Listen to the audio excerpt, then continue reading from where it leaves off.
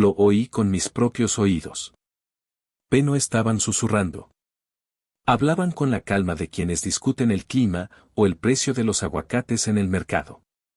Estaban en mi cocina, la cocina que mi esposa Elena había llenado con el aroma de tortillas recién hechas durante 40 años. Yo estaba afuera, en mi jardín, podando los rosales que ella tanto amaba. El zumbido de las tijeras era un sonido familiar, un ritmo que me anclaba al presente. Pero sus voces atravesaron la ventana abierta como un viento helado.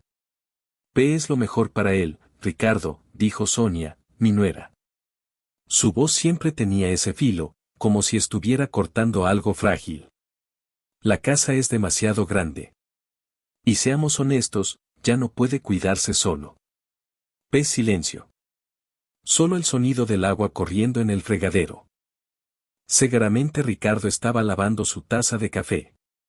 Siempre tan pulcro, tan ordenado. P no lo sé, Sonia.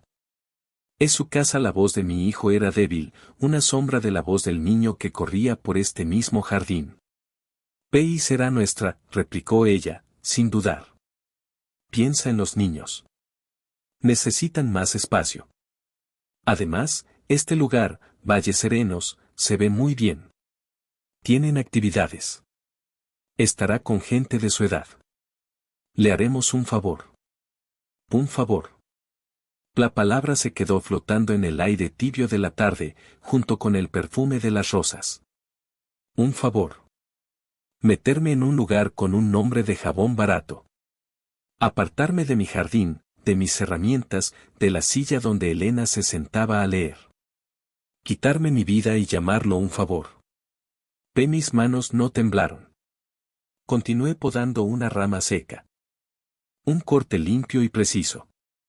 Sentí la madera ceder. El chasquido fue el único sonido que importaba en ese momento. Ricardo murmuró algo más, algo sobre el papeleo. Sonia respondió con confianza, diciendo que ya había hablado con un abogado, que solo necesitaban mi firma. Mi firma en un papel que me despojaría de todo lo que quedaba de mi historia. Me quedé allí, de espaldas a la casa, mirando las rosas. Rojas, como la sangre que sentía helarse en mis venas. No sentí ira. No en ese momento. Fue algo mucho más frío, mucho más claro. Fue como si una niebla que había enturbiado mi vista durante años se hubiera disipado de repente. Los veía por lo que eran. No como mi hijo y su esposa, sino como extraños que habitaban mi espacio, esperando pacientemente a que yo desapareciera. Yo no era una persona para ellos. Era un obstáculo. Un problema a resolver. Un mueble viejo que ya no encajaba con su decoración moderna. Terminé con el rosal. Recogí las ramas cortadas y las puse en la carretilla. Entré a la casa por la puerta trasera, la que daba al taller. No hice ruido. Ellos seguían en la cocina, ahora hablando de una película que querían ver. Fui a mi cuarto. Me senté en el borde de la cama. El colchón se hundió bajo mi peso, como siempre. Miré la foto de Elena en la mesita de noche. Sonreía, con esa luz en los ojos que nunca se apagó, ni siquiera al final. ¿Qué hago, mi amor?, le pregunté al silencio. En el silencio, encontré la respuesta. No fue una voz, ni una señal. Fue una certeza. Una calma profunda que se asentó en mi pecho. Me levanté. Fui a la cocina. Ellos se sobresaltaron al verme. Papá, dijo Ricardo, forzando una sonrisa. ¿Quieres más café? Negué con la cabeza. Fui a la alacena y saqué la olla de barro. La mía. La que usaba para mi café de olla. Puse agua a calentar. Añadí el piloncillo y la canela. El aroma comenzó a llenar el aire, un aroma a hogar, a tradición. Un aroma que ellos nunca apreciaron. Siempre preferían su café de máquina, rápido y sin alma. Mientras el agua hervía, me di cuenta de la decisión que había tomado. No fue una decisión furiosa, ni vengativa. Fue una decisión de supervivencia. De dignidad. Ellos se miraron, incómodos con mi silencio. Bueno, nosotros ya nos vamos, dijo Sonia, recogiendo su bolso. Tenemos que hacer unas cosas. Asentí. No los miré. Mantuve mis ojos en la olla, en el remolino oscuro del agua con canela. Nos vemos el domingo, papá, dijo Ricardo desde la puerta. No respondí. Escuché la puerta principal cerrarse. El sonido del motor de su coche alejándose. Entonces, la casa quedó en silencio. Un silencio que ya no era de soledad, sino de libertad. Me serví el café en mi taza de barro favorita. La que Elena me regaló en nuestro 20º aniversario. El calor se filtró a través de la arcilla hasta mis manos. Me senté a la mesa de la cocina, en mi silla. Bebí un sorbo. El dulzor del piloncillo, el picor de la canela. Era el sabor de mi vida. Una vida que no iba a entregar sin más. Saqué un viejo cuaderno del cajón donde guardaba las facturas. Y una pluma. Con la letra firme que el trabajo en el campo me había dado, escribí una sola línea en la primera página. Vender la casa. Al día siguiente, me levanté antes del amanecer, como siempre. Pero mi rutina cambió. No salí al jardín. En lugar de eso, me puse mi mejor camisa, la que guardaba para las bodas y los bautizos. Me peiné con cuidado. Tomé el autobús hacia el centro. No el que solía tomar para ir al mercado, sino uno que me dejó a unas cuadras del distrito financiero. Las calles estaban llenas de gente con prisa, con maletines y teléfonos pegados a la oreja. Me sentí como un fantasma de otro tiempo. Encontré el edificio que buscaba. Un letrero dorado decía Ramírez y Asociados. Abogados. No era el abogado de la familia, ese que siempre parecía estar del lado de Ricardo. Era un nombre que había encontrado en el directorio telefónico la noche anterior. Un hombre sin historia, sin lealtades. La oficina olía a papel nuevo y a café americano. Estéril. Una joven me hizo pasar a un despacho con una gran ventana que daba a la ciudad. El licenciado Ramírez era un hombre joven, de mi edad quizá cuando nació Ricardo. Llevaba un traje impecable y me miró con una curiosidad profesional, sin lástima. Le expliqué mi situación. Con pocas palabras. Directas. No me quejé de mis hijos. No hablé de mis sentimientos. Simplemente expuse los hechos. Tengo una casa. Está a mi nombre. Quiero venderla. Tengo un poder notarial a nombre de mi hijo. Quiero revocarlo. Él escuchó sin interrumpir, asintiendo de vez en cuando. Tomó notas en un bloc de hojas amarillas. Entiendo, señor Martínez, dijo al final. Podemos empezar con la revocación del poder inmediatamente. Es su derecho absoluto. Sentí un peso quitarse de mis hombros. Un peso que no sabía que cargaba. El peso de la confianza traicionada. Firmé los papeles que preparó. Mi mano no vaciló. Cada trazo de la pluma era un paso más lejos de valles serenos y más cerca de mí mismo. De allí, fui al banco. El gerente, un hombre llamado a quien conocía de vista, me recibió en su pequeña oficina de cristal. Le expliqué que quería eliminar a mi hijo como cotitular de mi cuenta de ahorros. La cuenta donde había guardado el dinero de toda una vida de trabajo. El gerente frunció el ceño. ¿Algún problema, don Arturo? Ninguno, respondí con calma. Solo estoy reorganizando mis asuntos.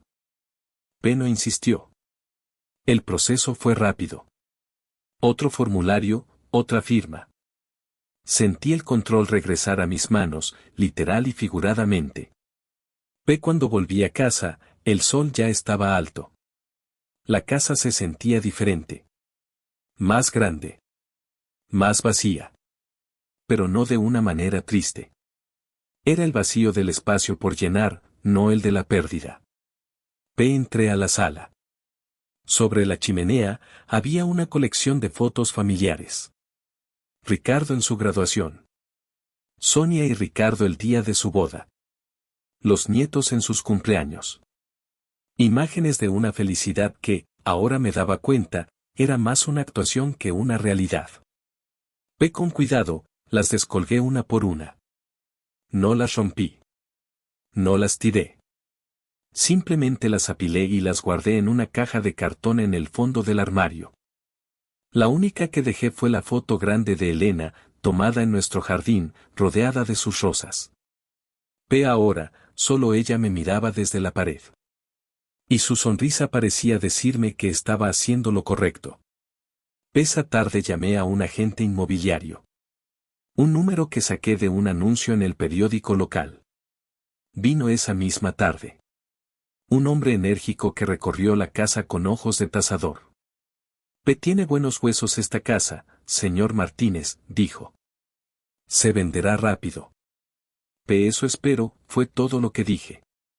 Los días siguientes fueron un torbellino silencioso de actividad.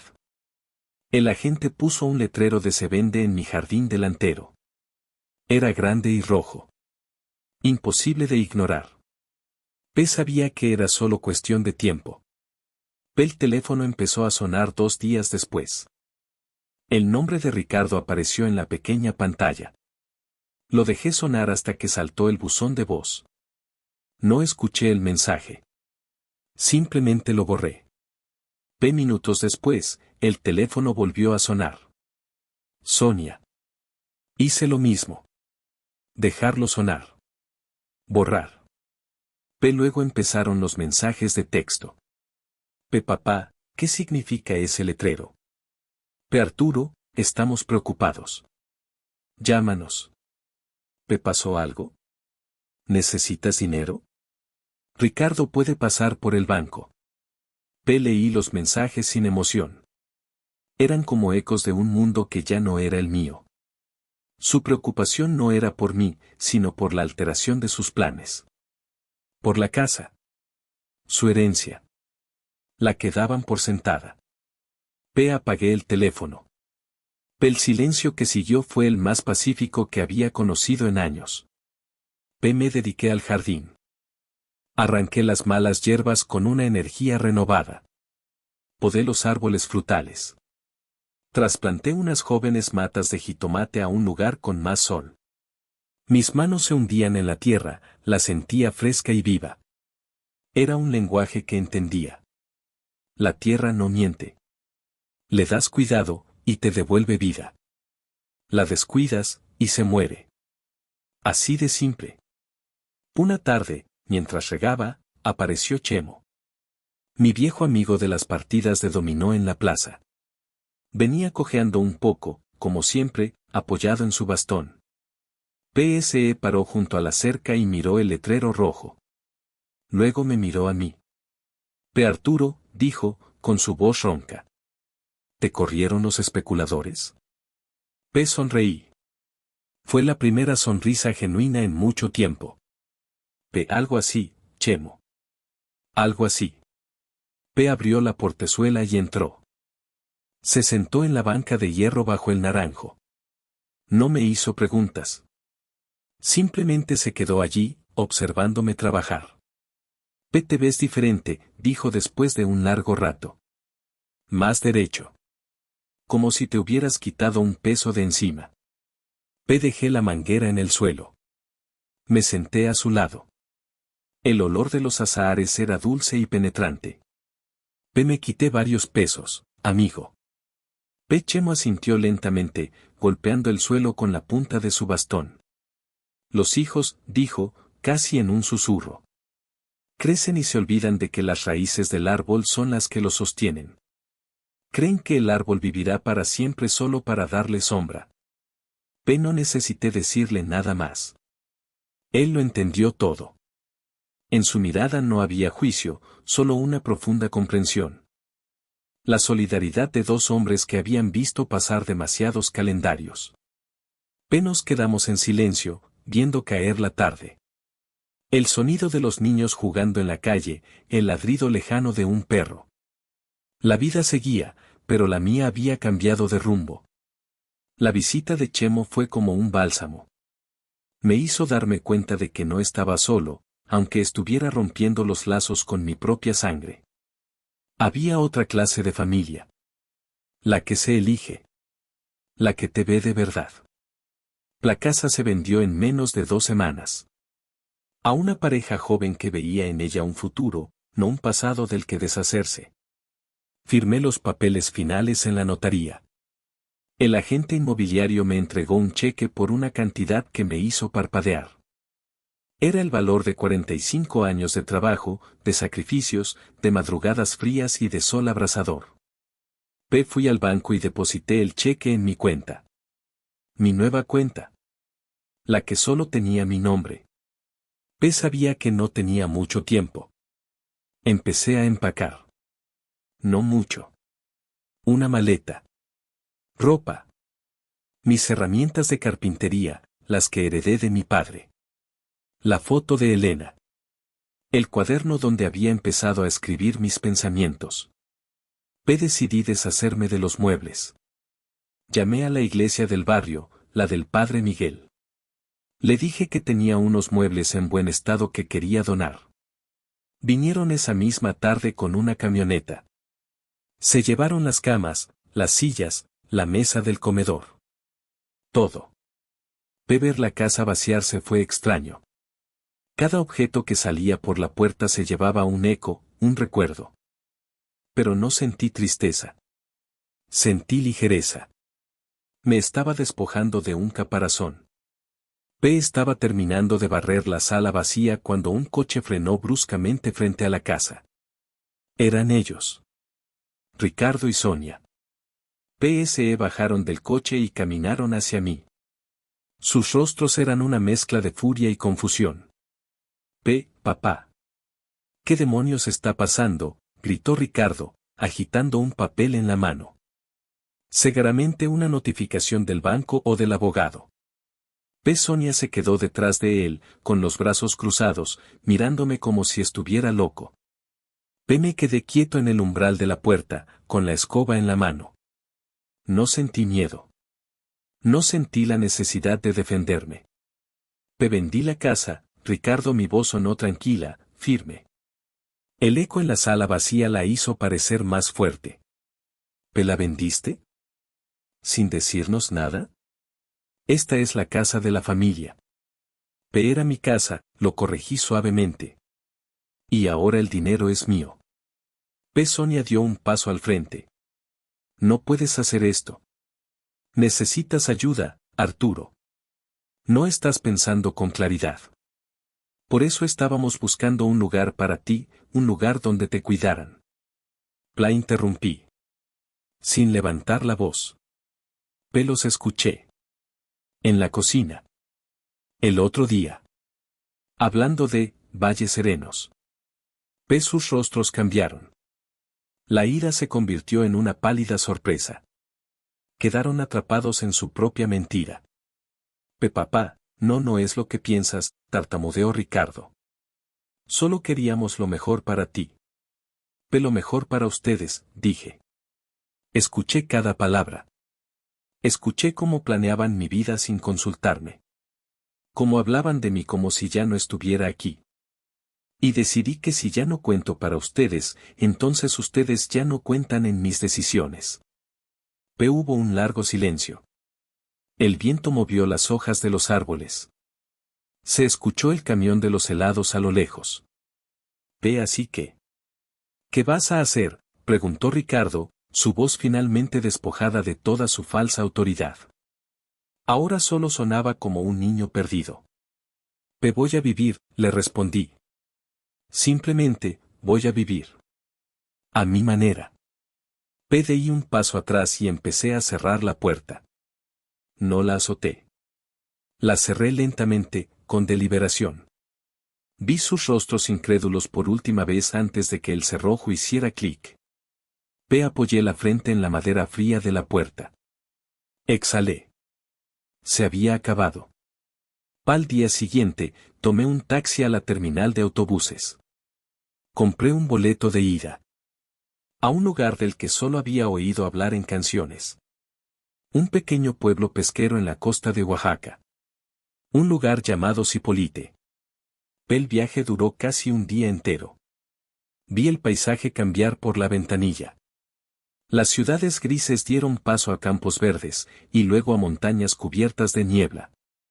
Finalmente, el aire empezó a oler a sal. El pueblo era pequeño, apenas unas cuantas calles polvorientas que desembocaban en una playa inmensa de arena dorada. El sonido de las olas era constante, un rumor poderoso y tranquilo. Alquilé un pequeño bungalow a unos pasos del mar. Tenía una hamaca en el porche y una ventana que miraba directamente al océano. Era más que suficiente. Los primeros días, no hice nada. Solo me sentaba en el porche, escuchando el mar. Viendo el sol salir y ponerse. Dejando que el ritmo de las mareas lavara los años de silencio y resignación. Poco a poco, empecé a explorar. Caminaba por la playa por las mañanas. Compraba pescado fresco directamente de los botes de los pescadores. Encontré una pequeña iglesia encalada en lo alto de una colina. Era humilde, con las puertas siempre abiertas. Un día, entré. El interior era fresco y silencioso. El sacerdote, un hombre mayor con la piel curtida por el sol, estaba barriendo el suelo. Me presenté. Se llamaba Padre Antonio. Hablamos durante mucho tiempo. Le conté una versión resumida de mi historia. Él escuchó con la misma paciencia con la que Chemo me había escuchado. La dignidad, hijo, me dijo, es el único terreno que un hombre no puede permitirse ceder. Al día siguiente, volví con los papeles del banco. Hice una donación. La mayor parte del dinero de la venta de la casa. A nombre de la iglesia, para que la usaran en la clínica del pueblo y en la escuela para los niños. El padre Antonio me miró con los ojos llorosos. Esto es una bendición, don Arturo. Pero, ¿está seguro? Es el trabajo de toda su vida. El trabajo de mi vida fue construir una familia, padre, le dije. Fallé en eso. Quizá con esto pueda ayudar a construir una comunidad. Es un mejor legado. Me quedé con lo suficiente para vivir cómodamente, sin lujos. Mi nueva vida no los necesitaba. Ahora, mis días tienen un ritmo simple. Me levanto con el sol. Bebo mi café de olla mirando el mar. A veces ayudo al padre Antonio con pequeñas reparaciones en la iglesia. Mis viejas herramientas de carpintería volvieron a la vida. Arreglé los bancos, reforcé el altar. Mis manos volvieron a hablar. Por las tardes, juego dominó con los pescadores en una pequeña palapa en la playa. Ríen fuerte, cuentan historias de tormentas y de peces legendarios. Me aceptaron sin preguntas. Aquí, no soy el padre de nadie, ni el abuelo de nadie. Soy Arturo. Un hombre que sabe arreglar cosas y que juega una buena partida de dominó. A veces, en la quietud de la noche, pienso en Ricardo y en Sonia. No con rencor. Con una especie de distancia, como si viera una película vieja. Me pregunto si alguna vez entendieron. Probablemente no. Creen que los castigué, que les quité su herencia por despecho. No entienden que no les quité nada. Simplemente, reclamé lo que era mío. Mi vida. Mi final. Hace unas semanas, recibí una carta. El cartero del pueblo me la trajo. Tenía el remitente de Ricardo. La sostuve en mis manos por un largo tiempo. Sentí el peso del papel. El peso de todo lo que no se dijo. No la abrí. La puse en mi mesita de noche, junto a la foto de Elena. Quizá algún día la lea. O quizá no. La puerta a esa vida no está cerrada con llave. Pero yo ya no estoy del otro lado, esperando a que la abran. Estoy aquí. En mi porche. Con el sonido del mar como única compañía necesaria. Y por primera vez en mucho, mucho tiempo, me siento en casa. Me siento completo.